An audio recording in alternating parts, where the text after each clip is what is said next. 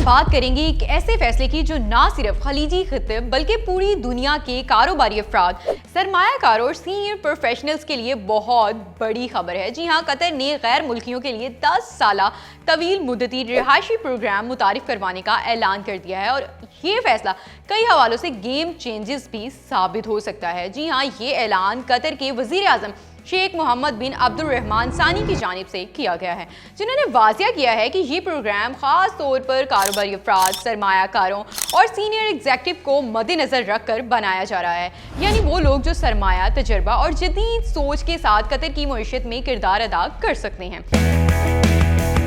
अगर हम इस फैसले का थोड़ा सा बैकग्राउंड देखें तो समझ आता है कि कतर ये कदम क्यों उठा रहा है। माजी में कतर की मईशत का ज्यादातर इन्हिसार गैस और तवानाई के शोबे पर रहा, लेकिन अब दुनिया बदल रही है, मईशतें डाइवर्सिफाई हो रही हैं और कतर भी यही चाहता है कि इसकी मईशत सिर्फ गैस तक महदूद ना रहे, बल्कि टेक्नोलॉजी, स्टार्टअप्स, फाइनेंस और एंटरप्रेन्योरशिप जैसे शोबों में भी आगे बढ़े।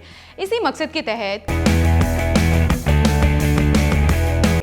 तहत कतर इन्वेस्टमेंट अथॉरिटी यानी QIA ने एक और बड़ा ऐलान किया है। कतर का वेंचर कैपिटल प्रोग्राम, जिसे फंड ऑफ फंड्स कहा जाता है, इसकी मालियत $1 अरब से बढ़ाकर $2 अरब कर दी जाएगी।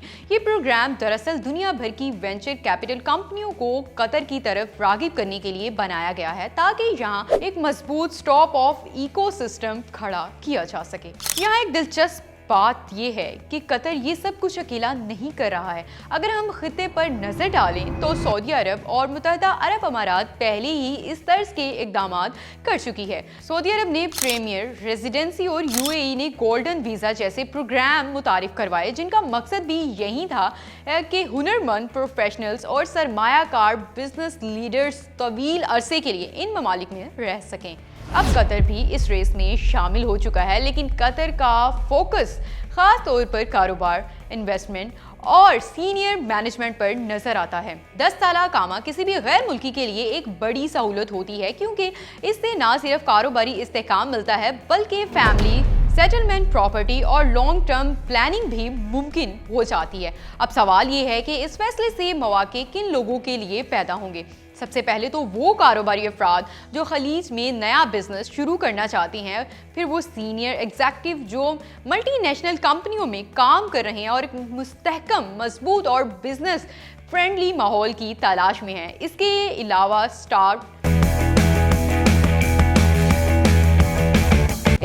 स्टार्टअप फाउंडर्स, टेक एंटरप्रेन्योर्स और सरमायाकार भी इस प्रोग्राम से फ़ायदा उठा सकते हैं। पाकिस्तान जैसे ममालिक के लिए भी ये खबर ख़ास अहमियत रखती है, क्योंकि यहाँ से बहुत से प्रोफेशनल्स पहले से खलीजी ममालिक में काम कर रहे हैं।